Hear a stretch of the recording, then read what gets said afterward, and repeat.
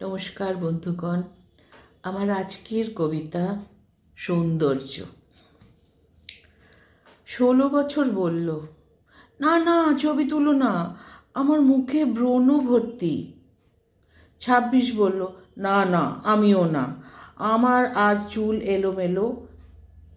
32 বলল, তুই একেবারে যাতা, ক্যান্ডিডেট নামে অখাদ্য তোর ছবি, একদম না, তুলবি না। 42 বলল, এই আমার সাদা চুলগুলো দেখা যাচ্ছে, আগে বলবি তো, রং করে আসতাম।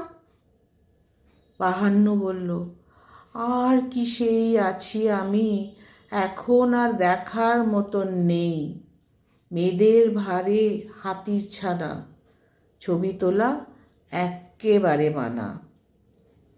62 বলল, সামনের দাঁত ভাঙা, একেবারে বাজে লাগে। আমি বললাম, মুখ বুজে থাকো, গালও যে ভাঙা, দেখা যাবে।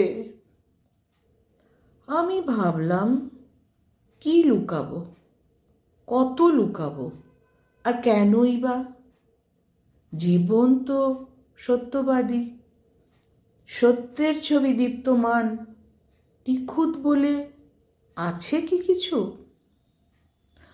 মন মরা আমার ক্যামেরা তুলল ছবি একটা কাকের। মন জিজ্ঞেস করলো, হ্যাঁ রে, তোর বয়স কত? কি বুঝলো কে জানে, ঠোঁটটা ঘষল শানে, উড়ে গেল পুরুত করে আকাশপানে।